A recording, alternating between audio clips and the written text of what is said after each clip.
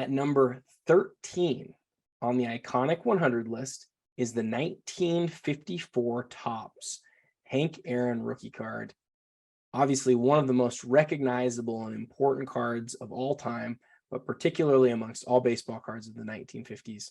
Today, here to talk with us about this card is Kiki at Croatian Twins. We're glad to have you back, Kiki.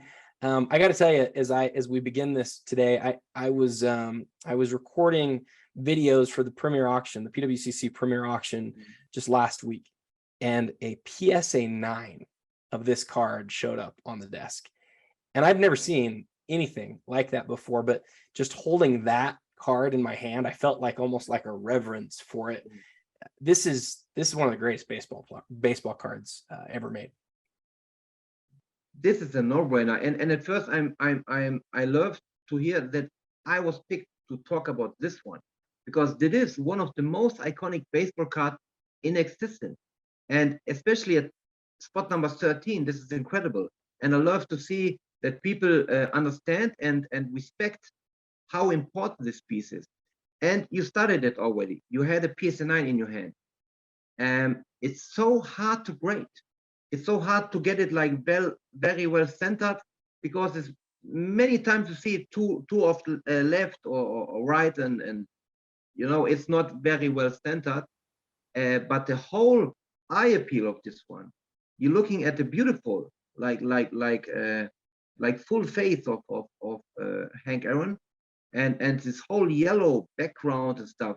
This really makes it so special, because it's just pure greatness and perfectness in my eye. So this is a no-brainer. So that is at number 13 makes me really glad. Yeah, I feel good about it too, just because we're really in the rarefied era of iconic cards at this point. You mentioned the centering, and I want to dig a little deeper on that. Side to side, this card is obviously plagued. The interesting thing is that this card doesn't have a top border, right? It's got the white border around three edges, which is, as far as a design goes, I think, you don't see a lot of designs like this. A lot of times you see a border around 4 edges, or you don't see any border, or you'll see it on the sides or on the tops. You almost never see it just on 3 sides, but that's how this card was designed. And so a lot of times people will see this card for the first time, and this is what I did, where you look at it and you go, oh man, this card is really miscut, right? And then you realize, well, it's not miscut. It's just, that's just how it's designed. And as your eyes get used to that, it really grows on you. The other thing that you notice with this card, like the cards the couple of years before it and a couple of years after, I think 1 year after maybe, is they're a little bit oversized, right? They're a little bit larger than the standard card dimensions. And I think that does a couple of things. One thing that it does is it means there's fewer copies that are really in nice shape, because a larger card's harder to keep. It's harder to keep in great condition.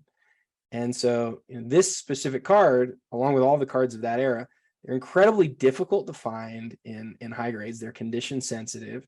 They're plagued with all sorts of issues, from centering and obviously corners and edges and all that other stuff. But a lot of them also were placed in books with tape on the back of them. And there's just so many issues with the card that the fact that I got to see this PSA 9, and I think there's a grand total of 2 PSA 10s in existence. I hope I didn't get that wrong, but it says something for how rare the card is. But the thing that I love about that, Kiki, is that you can go find a copy of this card still in a 1 for, it's still expensive, but do you know do you own a PSA 1 of this card?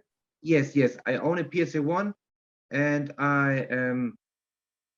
look, I also got it like 2 or 3 years ago. I bought it for $670.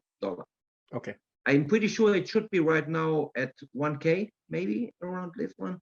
And you mentioned the PSA 10. I know at one spot, maybe 2 years ago, actually Ned Turner posted it. And I was like crazy, because this was the time when I got mine, and I know how hard this is to find in a high grade. And then I see a PSA 10. I said, no way, this is not true. And it's pure perfectness, because like you said, it's not a normal thing. The top and the bottom do not have a frame, only at the side. That's why it's so hard to understand how this card works. And still, but in my opinion, it's just a beautiful card. The whole design really pops up, and also you mentioned about the oversize in general from cards from this era, because back then people did not have sleeves, no top loaders and all this stuff. So you have to take the books. But I bet many put it in the box and never open it again, Yep. because many are not reading. So I bet many are still in those books. The last thing that I'll mention about this card I think is important is we're talking about a guy who until the steroid era was the home run king. And we're also talking about a guy who was really pretty early on in the civil rights movements. And so, there aren't a lot of names other than maybe like a guy like Jackie Robinson and a guy like Satchel Paige who come early in that very important movement in the history of our world. So this isn't just important as a baseball card. He's also important as a figure and an important player in the history of baseball and an important human in terms of our civil rights. So this card represents him well.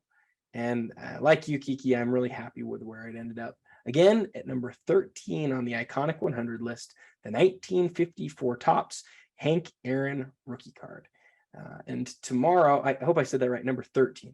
Tomorrow, we'll leave the teens and we'll go to number 12. Card number 12 tomorrow. And we look forward to having you back, to having you, the viewer, back then. And until tomorrow, happy collecting.